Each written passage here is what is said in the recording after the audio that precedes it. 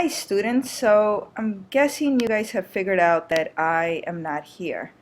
At this point in class, you should have done a few things.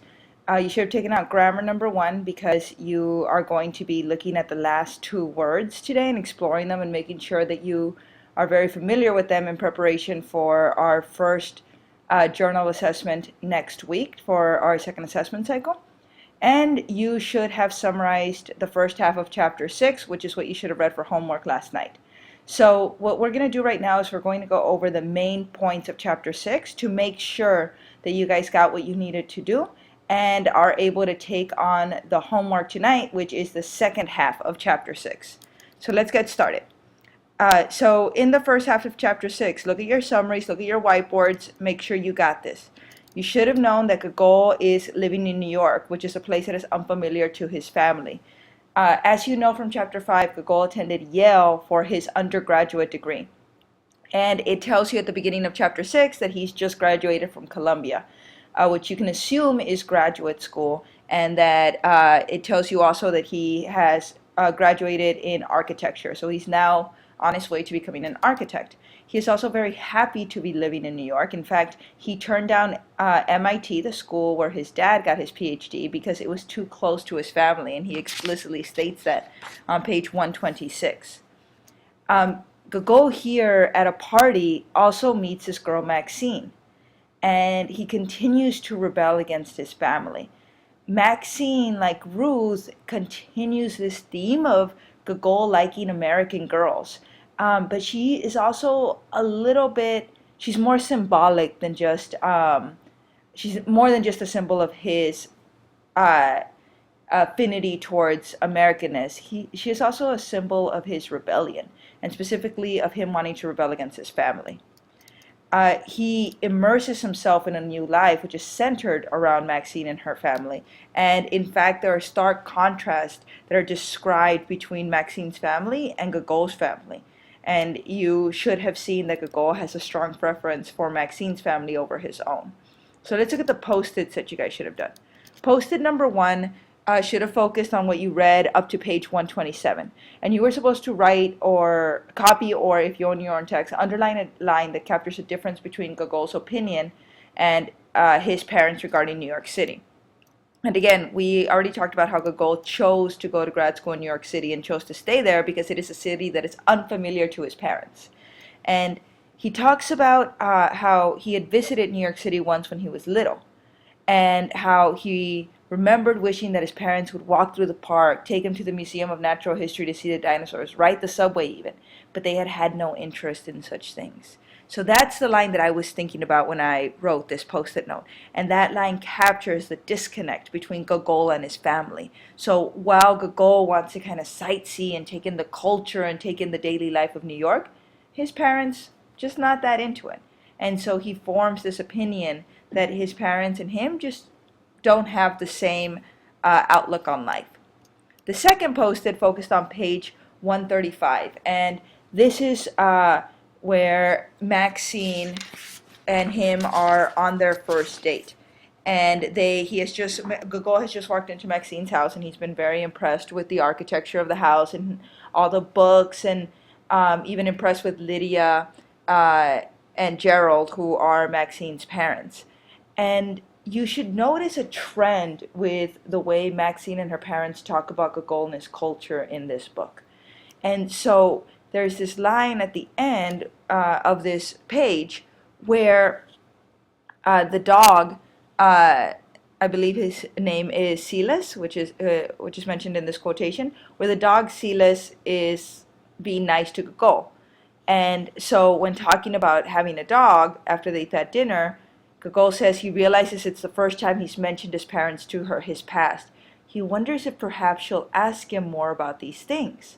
So at this point, Gogol's learned a lot about Maxine, and her personal life, but Maxine hasn't learned very much about Gogol.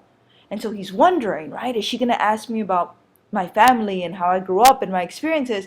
And then it says here, instead, she says, Silas likes you, Silas being the dog. He's very picky. So this should be a sign, again, about how Maxine and her family approach Gogol's culture. And I want you guys to be very attentive to that as you continue reading chapter 6 and beyond. There are, as the ending point, you should notice that the Ratliffs, that's Maxine's last name, are more than happy to incorporate Gogol into their lives, right? They're really nice about having, I mean, he essentially moves in. They feed him, he drinks their alcohol, he eats their food, he reads their books, he hangs out at their house. No problem bringing Gogol into his lives. But they don't necessarily have the same enthusiasm to learn about him. The final post-it note had to do with Gogol's comparison of Maxine's parents to his own. And I had you all focus on page 141, but the reality is that this comes up at various times throughout this chapter. The first was on page 133 when they actually sit down to eat dinner together for Gogol and Maxine's first date. Just kind of weird in and of itself, right? That was their first date, dinner with the parents. But Lydia serves less food and isn't concerned about being attentive to her guests. And Gogol realizes that his mom would never have served such little food, and she would have kept her eyes on Maxine's plate to make sure that she was constantly eating. Lydia has a different approach. On page 134, Gogol mentions how he is so into the conversations that Lydia and Maxine and Gerald have during dinner time, because this is just not what he's used to. On page 136, Gerald and Lydia, in general, stay out of Gogol and Maxine's life. So while Gogol's parents are really into learning about Gogol and what he's doing, and Gogol's pushing them away, Maxine lives with her parents, and they very much live their own life. They're not constantly in Maxine and Gogol's business. On page 138, Gogol notices that Gerald and Lydia practice public displays of attention, something, if you remember, his parents would never do. They don't even say I love you to one another, and he explicitly states that their love is a private one. It isn't something that they put at the forefront. On page 140, again, Gogol focuses on these sophisticated dinner parties that are small and intimate, and people are drinking wine, and it's very classy, and he compares them to the parties that his parents had, where it was full of Indians, lots of little kids running around, really loud and in your face. And again, he shows a preference for Gerald and Lydia's life. And finally, on page 141, there are two lines on that page that are a little bit separated, where he says that he is conscious of the fact that his immersion in Maxine's life is a betrayal of his own. In fact, he is going against his own culture. He does not want to have these Indian practices. He wants to be a part of Gerald and Lydia and Maxine's life. And he goes on to say that Gerald and Lydia are secure in a way his parents never will be. So when you look at that sentence, look at the word secure. He thinks that Gerald and Lydia have confidence that his parents don't have. And so it gives you an idea of how highly he esteems Gerald and Lydia, and how his opinion of his own parents is just simply not as high.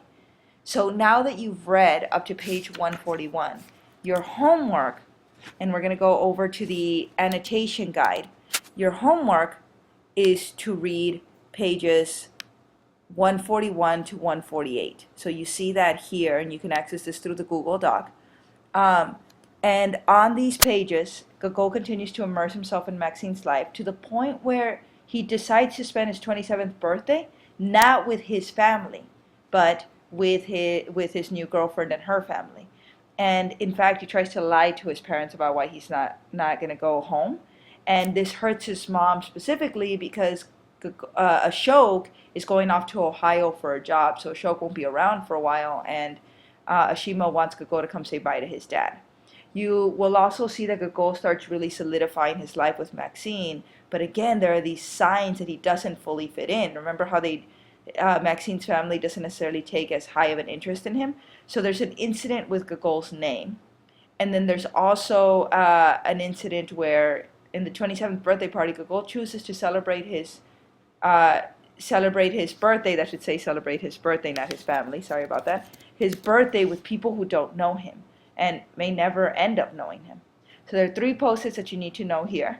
I want to make sure that you give your opinion a little bit more in these post-its. So think about, on page 144, your opinion about Gogol's desire not to see Ashok leave for Ohio. On page 156, I want you to look at Maxine's approach to learning about Gogol's past. And finally, on page 158, I want you to describe the people with which Gogol spent his birthday, and I want you to elaborate on what you think of his decision to do this. I will see you all tomorrow. I look forward to seeing what you do. It is now time to focus on the last two words for grammar number one. After that, you will have time to finish your tied paragraphs from last Friday. Those are due tomorrow if you want to improve your grade. So if you don't turn in a final draft of those tied paragraphs tomorrow, you will be stuck with the original grade that you got. Remember, tomorrow you will write another timed tied paragraph. Have a good rest of the period, guys. Behave, and I will see you later.